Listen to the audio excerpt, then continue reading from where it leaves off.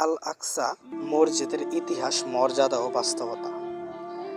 আল আকসা মসজিদ ইসলামের তৃতীয় পবিত্রতম স্থান, যা ফিলিস্তিনের জেরুজালেম শহরে অবস্থিত।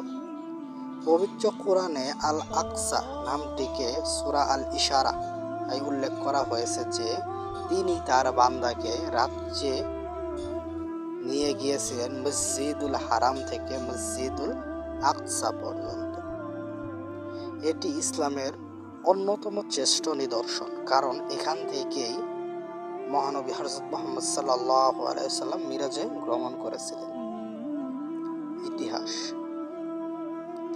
আল আকসা মসজিদের স্থাপনাবলী হাজার বছরের পুরনো। মুসলিম ইতিহাস মতে খলিফা ওমর রাদিয়াল্লাহু আনহু ৭ম শতাব্দীতে প্রথম এই স্থানকে মসজিদ হিসেবে গড়ে তোলেন। পরে উমাইয়া খলিফারা এটিকে পূর্ণাঙ্গ একটি ইসলামিক স্থাপত্য হিসেবে নির্মাণ করেন। এটি ১,৪৪,০০০ বর্গ মিটার জায়গা জুড়ে বিস্তৃত, যাতে রয়েছে কুব্বাত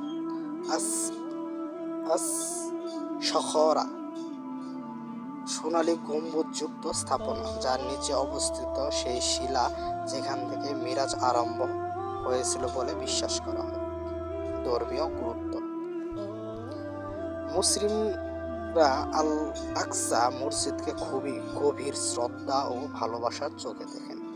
এটি এক সময় মুসলিম ইসরায়েলি দখলদারিত্ব, আগ্রাসন কার্যকলাপ এবং আল আকসার আশেপাশে প্রায় সীমাবদ্ধতা আরোপ করে বিশ্ব মুসলিমের হৃদয়ে গভীর শোকের সৃষ্টি করেছে।